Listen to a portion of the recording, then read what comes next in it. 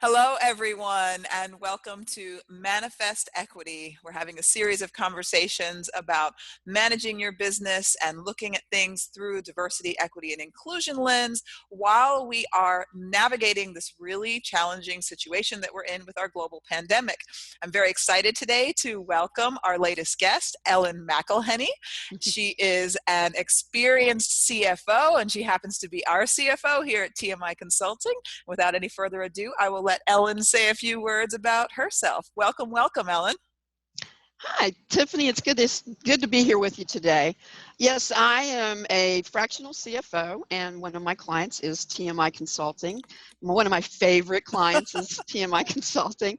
I work for about on and off about 8 different clients that I do their CFO work, which that includes budgeting, forecasting, cash flow analysis, and a lot of people have come to me for exit strategy planning. Like if they want to sell their company down the road, I help them get their company ready for that.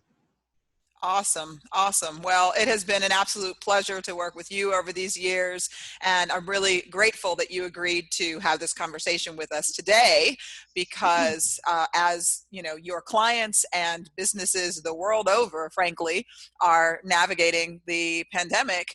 There are so many things to take into consideration, and you've proven invaluable to our organization. I would not have felt equipped to navigate it all myself. There's so many moving parts with a business that have to be considered, and with something like this, there just is no precedent.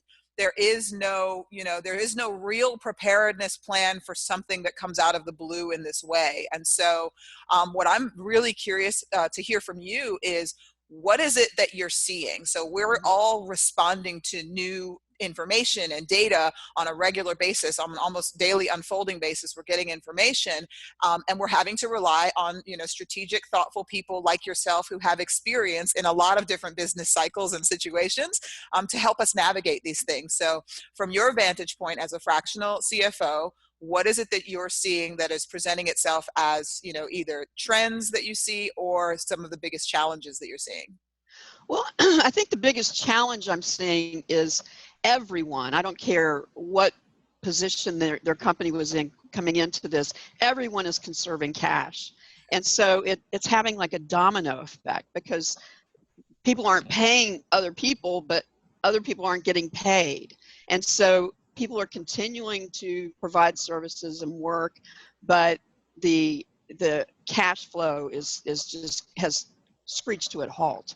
And so what I'm being asked to do is to help people forecast out into the future to see what it's going to look like when we come out of this, because people have to survive this short-term problem we have, and it takes cash obviously to get there. Now, a lot of what I've been doing and what I was helping you with is applying for a lot of these loans, like the PPP loan, and there are several grants out there that the state and the local governments are providing. So I'm doing a lot of work on that, and the people who are getting this money are the ones who are definitely going to in better shape on the other end, because they have the cash available to pay their employees.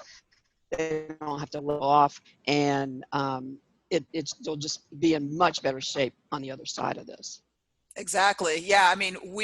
I feel like we're among the fortunate groups that didn't have to just instantly shut down. So many industries, like, the restaurant industries and the personal care industries, and a lot of folks who are direct to consumer, right, who work with the customers face to face, where physically being present is a requirement of organizational success. Those industries were hit so very hard.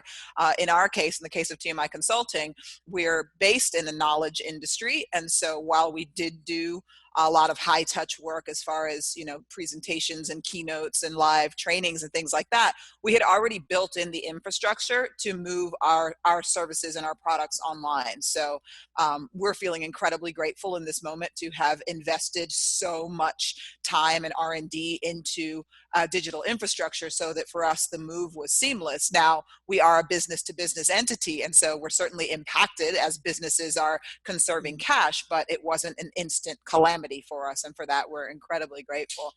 So as you are watching these, your clients and other folks navigate this, like one of the things I noticed is, from a perspective of diversity, equity, and inclusion, the impact of COVID-19, it's not like people are saying, oh, we're all in the same, that we're all going through this together. It's, it doesn't really discriminate. Well, I just heard Brittany Packnett just recently, she gave a metaphor that I thought was brilliant. She said, we're all in the same storm, yes, but we are not all in the same boat, right? Some of us are sitting in yachts, and some of us are sitting in dinghies with holes in the bottom just trying to survive. So it's a very different situation. And so as a minority owned business entity like I have, I'm very much aware of the fact that some of these things that are put in place to help to potentially the most vulnerable businesses aren't really necessarily equitably being distributed for a multitude of reasons. And like one I know, for instance, is like, I'm fortunate to have a fractional CFO in place, and a great CPA and a great attorney and all kinds of great people who keep their eyes on different parts of the business landscape, and who have made sure that my systems are really shored up. But what we know about a lot of small, and minority-owned businesses is that their paperwork might not be in order. Just the fact that in order to get the PPP loan, you had to be working with a bank that you already had, and those banks decided to privilege the people who already had loans through their institutions. Well, most small businesses are like little tiny sole proprietorships or LLCs, often started by people who may not have good credit to begin with. So are you seeing, are there other examples of what you're seeing in terms of inequity for micro businesses or minority owned businesses? I am definitely seeing this. I have contacts with a lot of micro businesses, and the ones who didn't have their books in order, who have been, once a year they do their books and give it to the CPA, we're not ready for this. And I think that that's one of the big things that's going to change is the online bookkeepers, virtual bookkeepers are going to probably do very well from now on, because people weren't ready for this. And so that first tranche of funding that came through, those people were left out in the cold. And it was a lot of minority-owned businesses, small businesses, women-owned businesses that weren't prepared. And so it's really sad. So as we think about preparedness, like as I, the reason for this particular series, Manifest Equity, is because, like I said, we're navigating things in real time. We are responding in real time to, to data, to variables that we just could not have predicted. And what is very real about this pandemic is that the impact is disparate across the board. So whether we're talking about, the things that are being put in place to help people, or even just the mortality rate for people that get it. Black people are dying at, 7 times the rate of everybody else, which is absurd, but it is the impact of systemic injustice just made manifest and laid bare. So navigating it in real time is hard enough. But one of the things that I really appreciate is the ability to kind of move forward in time and think about the world that we're going to live in after this, right? We do know that this is going to end. I keep saying this isn't how the world ends. While full acknowledgement and rest in peace to the people who are not going to make it through and haven't made it through, that is very, very real. But the vast majority of us are going to survive this. Many businesses are going to survive this. Many businesses are going to be born in the midst of this and immediately after. So I would love to hear from you.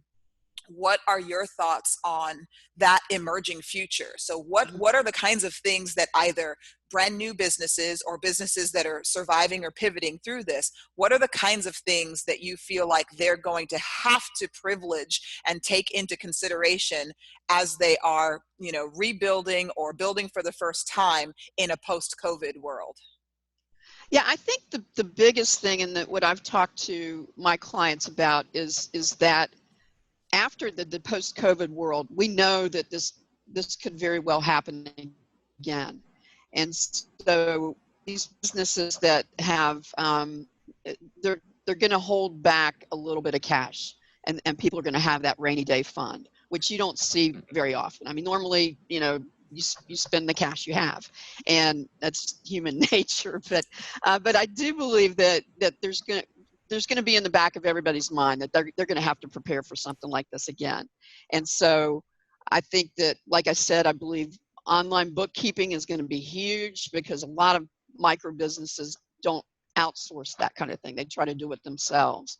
And I think they found that that's probably not the best thing to do, because they weren't prepared. They didn't know what to put together to even begin these applications.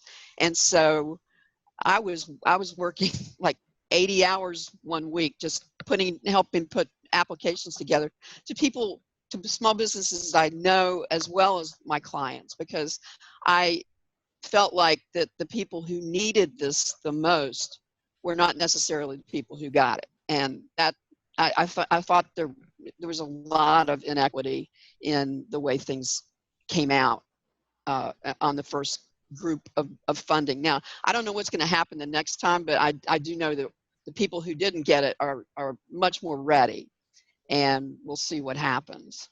Awesome. Yeah, I saw a development that on the unemployment side, that sole proprietors and self-employed people are being allowed to apply for unemployment for the first time, Yep. which, those are the kinds of adjustments that I hope we continue to see, things that really take into account the real needs of actual people who are doing this. Because the reality is, and some people may not be aware of it, but our small businesses really do drive our economy. We've got way more small businesses than any other kind of business. So when it comes That's to right. creating jobs and being the economic engine of our society, our small businesses is where it's at. Right. And so, not to get terribly political, we'll go ahead and keep it neutral here. But I say that to say, when you've got to vote, right? We have to vote, and we have to think about, if our small businesses are what drives our economy and produces the most jobs for the most people, then how in the world can we possibly vote for and support any kind of administration, whether we're talking, local, state, or federal, that doesn't support our small businesses, if that's our economic engine? So one of the things that I'm hoping to see on the other side of this is a recalibration of what that kind of essential work is, because the people who are keeping us fed, who are keeping us healthy, who are keeping our packages moving, are among the worst compensated and the least protected. And I'm real grateful for those people right now. I think we should, show them a little more respect with how we privilege and value their contributions. I totally agree with you. I mean, and just as an example, I had one situation with a very small company. We did the application, submitted it to a financial institution that I won't mention, but they sat on the application for 2 weeks, and then the last minute they said that our loan was not large enough to I guess rate their attention, because they had cut off, and they knew the funding was going to run out. And they came back to us the day before funding ran out and said, you might want to go to another bank, because we're not going to be able to service you. And those are the kind of things that I'm like, why would something like that happen? I mean, it's just, I know life isn't fair, but this was very unfair. Yeah, I in mean, my opinion. that's so antithetical, because it's a small amount of money is what we're hearing, right? So a small Very amount of small. money to help a very small business, right? So why in the world would we? But what we're saying is, you're just not important if you're not making, if you're Right. not producing enough money. And it's, that money arguably means more to that tiny business than a larger sum to a business that has a whole lot more in the way of assets. And that's amazing to me. Yeah, Yeah. I mean, that this business supports 3 families, and they might lose their jobs because of it. And that's just, it's not right. It's just, Mm-mm. it's unfair. Yeah. So is there anything, I know that you've switched the direction of your business a little bit and you've Mhm. expanded. Can you tell people about the services that you offer and where they might find you? Yeah, I'm really excited about it because I used to strictly be a fractional CFO for mid-size and some smaller companies, but I have, like I said, I have a lot of micro business contacts that I've met over the last year through different things that I've done, and that has become my first love is working with very small businesses because quite frankly they need me more. And so what I've done is I've shifted my business to do online coaching for smaller businesses so they can afford to have my expertise and I can afford to help them. And so I'm just starting it. I started my new business about 2 months ago, right when we started this this crisis. So it was really great timing on my part. But I've have been able to create a online training module along with the group coaching. So I'm really anxious to get that started. I've got my somebody working on my website, and all that should be up and running really very quickly. And I've already got some focus groups set up with small business owners. So I'm really very excited about it. And thank you for asking. Yeah, no, we're looking forward to sharing your information so that people have the resource. And I'm just going to go ahead and give my full colorful endorsement because we found Ellen when she was working for a larger fractional CFO placement firm. And like full disclosure, y'all, even though I went to business school and wrote a doctoral dissertation, I have what I would call, well, one, dyscalculia. So managing numbers, like numbers, not my jam. Big picture visionary, don't like managing numbers. So I have lots of different people from the bookkeepers and the CFO and the CPA and all different people who manage that aspect of business because it's not my strength, nor is it my joy. I don't enjoy doing it. And if you don't like doing it, you got to outsource it if you can. But I also have, I'm not claiming it anymore because we've come a long way. Thank you, Ellen.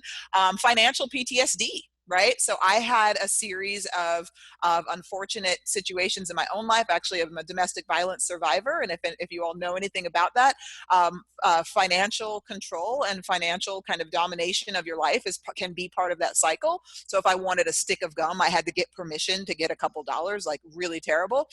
So I did not derive pleasure from managing my finances. And I kind of had a real block around that. And what I've really appreciated about working with Ellen is she has an incredible amount of patience, and she's not just doing the work for you, she's actually educating you about what it all means and how it works. And what I was looking for the most when we reached out to Ellen was a partner to help me make the big and challenging financial decisions, because the direction of your company and the direction of your financial strategy is every bit as important as the core part of your business. So she's been an amazing thought partner as we've expanded our lines of business and as we've considered new strategies and done some pivoting. She's been incredible. So I do hope that Ellen can be a resource for some of your small businesses, because I've been in business for 17 years and we have an amazing team of people, but we're still considered a small business. And fractional CFO is a really great option for those of you who can't afford to have a full-time six-figure person, because it's six-figure value work at rates that are really reasonable. That Ellen's participation in my company was the difference between being able to access some of these amazing resources that have happened as a result of the pandemic and not being able to. Without someone like Ellen, I wouldn't have been eligible because my books wouldn't have been in order. So strongly encourage you to reach out to Ellen, and it's RVA Business Academy, right? Mm-hmm. That's RVA right. Business Academy. Awesome. Yeah, Awesome. thank you. And I've so much enjoyed working with you. You're just great. Thank you so much, Ellen. Well, this has been another edition of Manifest Equity. Thank you so much for joining us today, Ellen. Hopefully we'll see you again soon.